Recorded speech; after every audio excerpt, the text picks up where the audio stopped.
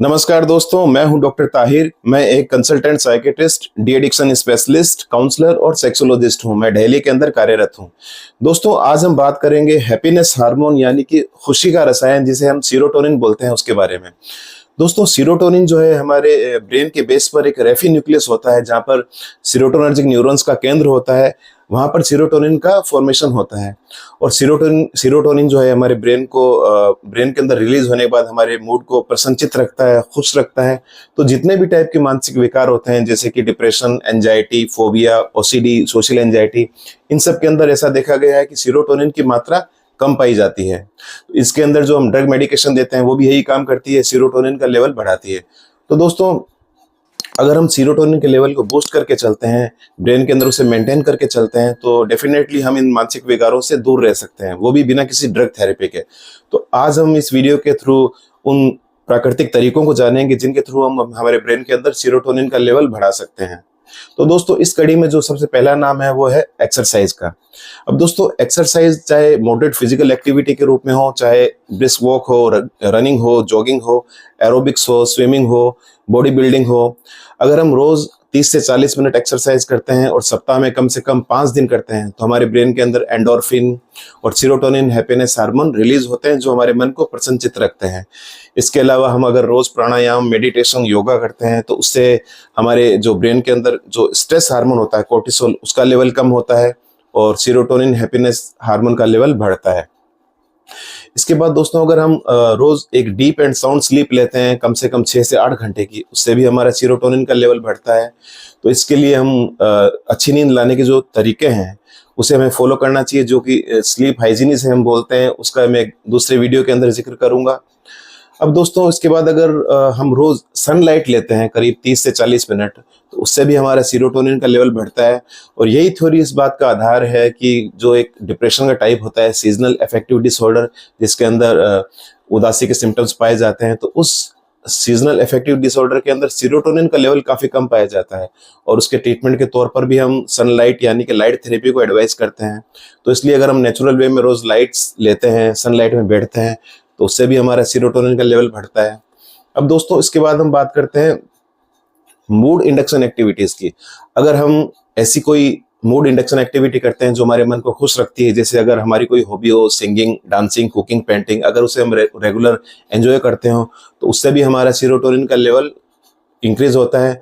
अब दोस्तों, mood induction activity के अलावा अगर हम बात करें डाइट्स की, तो डाइट पर बात करने से पहले मैं आपको बता दूं, जो सीरोटोनिन है इसका जो निर्माण हमारे ब्रेन में होता है एक एसेंशियल अमीनो एसिड से होता है जिसे हम बोलते हैं ट्रिप्टोफैन। अब ट्रिप्टोफैन हमें डाइट्स के थ्रू लेना पड़ता है। तो जो ऐसी डाइट्स हम लेते हैं वो कौन सी हो सकती हैं, जैसे कि अगर आप वेजिटेरियन हैं तो आप मिल्क एंड मिल्क प्रोडक्ट ले सकते हैं, चीज़ ले सकते हैं और योगर्ट ले सकते हैं। इसके अलावा प्रोटीन प्रचुर जो डाइट होती है, जैसे कि आप सोयाबीन ले सकते हैं, पल्सेस ले सकते हैं, उससे हमें सीरोटोनिन मिलेगा। अगर आप नॉनवेज हैं, नॉनवेज डाइट खाते हैं, तो आप चिकन या फिर टर्की का मीट ले सकते हैं।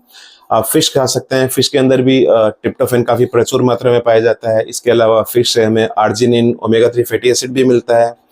और इसके अलावा अगर मैं फ्रूट्स की बात करूँ तो आप पाइनएप्पल ले सकते हैं, बनाना ले सकते हैं, टोमेटो ले सकते हैं। इसके अलावा जो कलर्ड फ्रूट होते हैं जैसे ब्लैकबेरी और ब्लूबेरी, इनके अंदर एंटीऑक्सीडेंट प्रचुर मात्रा में पाए जाते हैं जो कि हमारे सीरोटोनर्जिक न्यूरॉन्स होते हैं जो कि सीरोटोनिन को बनाते हैं, उनके इन्फ्लामेशन को रोकते हैं, जिससे कि हमारे ब्रेन में सीरोटोनिन की लहर कंटिन्यूस चलती रहती है और कंटिन्यूस सीरोटोनिन बनता रहता है। अब दोस्तों, इसके अलावा नट्स होते हैं जैसे वॉलनट्स, पिस्ता, काजू, बादाम, इन सब के अंदर भी ट्रिप्टोफैन काफी प्रचुर मात्रा में पाया जाता है, तो इन्हें भी हमें रेगुलर डाइट का हिस्सा बनाना चाहिए। इसके अलावा सीड्स होते हैं जैसे कि sunflower seeds, flax seeds, chia seeds, इनसे भी ट्रिप्टोफैन हमें काफी प्रचुर मात्रा में मिलता है। तो दोस्तों, डाइट्स के थ्रू डेफिनेटली हम अपने ब्रेन के अंदर सीरोटोनिन का लेवल इंक्रीज कर सकते हैं। और इसके अलावा हम जैसे हमने मूड इंडक्शन एक्टिविटी का सहारा लिया, अपनी हॉबीज का सहारा लिया, डेली प्राणायाम का सहारा लिया, एक्सरसाइज का सहारा लिया, इसके साथ ही अगर हम विजुअलाइजेशन करते हैं तो उससे भी सीरोटोनिन का लेवल काफी इंप्रूव होता है। अब दोस्तों, विजुअलाइजेशन का मतलब है हम रिलैक्स होकर आंखें बंद करके बैठ जाएं और हमारे जीवन में जो भी हैप्पीनेस के मोमेंट गुजरे हैं उन सभी पर्सन को, उन सभी सिचुएशन को उन सभी परिस्थितियों को हम याद करें जिसमें हमारा समय सबसे अच्छा गुजरा था, हमारा गोल्डन पीरियड गुजरा था, उन पलों को हम याद करें और उन्हें विजुअलाइज करें। तो अगर विजुअलाइजेशन टेक्निक को हम रेगुलर करते हैं अपनी दिनचर्या के अंदर, तो हमारा सेरोटोनिन का जो लेवल है ऑटोमेटिकली बढ़ सकता है। तो इन चीज़ों का आप जरूर सहारा लें। अब दोस्तों, ये जो सारे तरीके थे नेचुरल वेज हैं, अगर हम इनका रेगुलर सहारा लेते हैं, अपनी प्रैक्टिस में से डालते हैं, तो सीरोटोनिन जो हमारे ब्रेन के अंदर है नेचुरल वे से बढ़ सकता है। और वैसे डॉक्टर एडवाइस करते हैं मेडिसिन भी, पर मेडिसिन के कुछ साइड इफेक्ट्स भी होते हैं जिसके अंदर हम ऐसे सारे मेडिसिन देते हैं जैसे कि फ्लोक्सेटिन, सर्टेलिन, पेरोक्सिटिन वगैरह। इसके अलावा हम SNRIs देते हैं, डुलोक्सिटिन, वेनलाफेक्सिन वगैरह। कुछ ट्राइसाइक्लिक एंटी डिप्रेसेंट भी हम दे सकते हैं जैसे कि नोटिप्टिलिन, एमटिप्टिलिन, डेसिप्रामिन, इमिप्रामिन।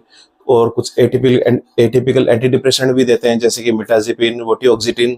पर ये सारी ड्रग्स जो हैं सीरोटोनिन का लेवल डेफिनेटली बढ़ाती हैं, पर इनके साइड इफेक्ट्स होते हैं। तो अगर हमें उन सब से बचना है और नेचुरल वे के अंदर अपना सीरोटोनिन का लेवल बढ़ाना है, तो मैंने जो भी आपको लाइफस्टाइल मैनेजमेंट बताई, आपको डाइटरी मैनेजमेंट बताया, आप उसको फॉलो करें और टेंशन फ्री रहें।